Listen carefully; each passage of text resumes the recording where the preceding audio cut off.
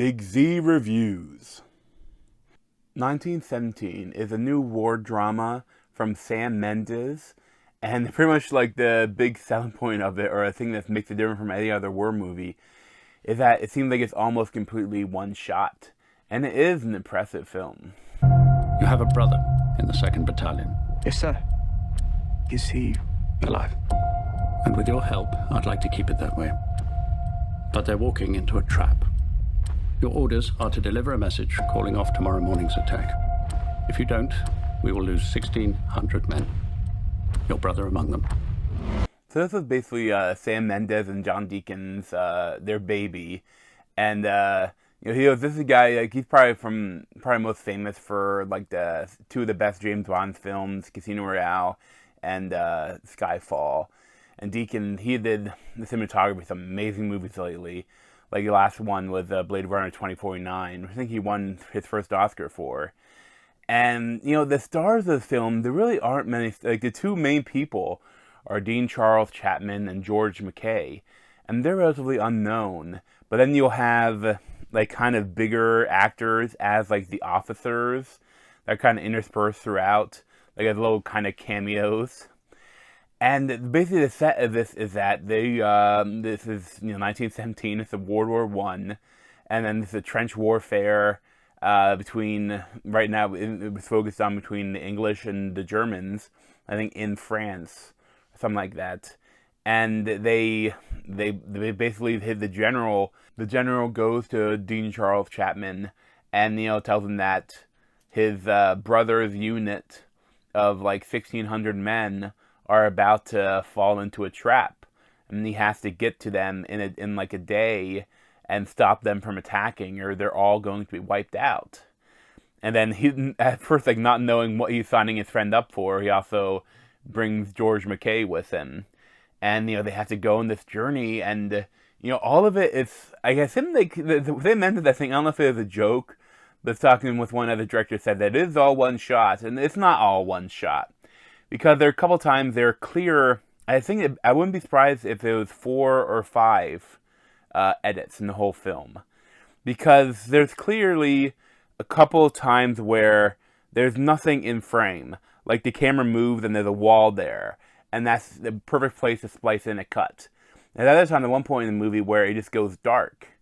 And that's important for something that happens, and also to kind of portray the passage of time. How you're going to do passage of time in one shot.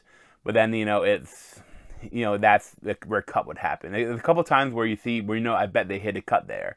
But, it's not just like, it's for, sometimes it's like an impressive thing. It's like doing it to show how impressive they can be. But I think, at the same time, I think it really works for this film because it feels like you're with them. And that you have to do it. You have to get going. You have to, or all these people are going to die. And it could be possibly a turning point in the war. You have to get there, and like you're with them. It makes it almost kind of breathless because almost like without even knowing it, that this take happened for real. How many times they did it, but like this final take had to happen, and nothing could go wrong. It had to be perfect, and it infuses the film with something, a different tone that is really very interesting. And I think that. It's beautifully shot, and the two actors, like, they're good, but I think that they don't have that much to do. Especially, I guess, the George McKay's character. So little about him. Like, that he got a medal for something he did before, but he doesn't want the medal, and he might have some sort of family, but he hates being at war with somebody. He doesn't want to, because he don't know if he's going to come back. And more about Dean Charles Chapman because the whole setup of the film is that his brother is a lieutenant in this group that's going to attack, and they have to stop him. And they also, because of that setup, he has more reason to talk about his family. But even with George McKay, all about him is there's a little bit he looks at a picture. And then, then you get, that's all you get about his family life. And it's like, I understand that maybe they don't have time to go on a diatribe about who he is and what he is while he's going on this adventure. but at the same time, if there was something there to get you more attached to him beforehand, like at the beginning or something, because like but you still feel attachment because you've been with him through this whole adventure.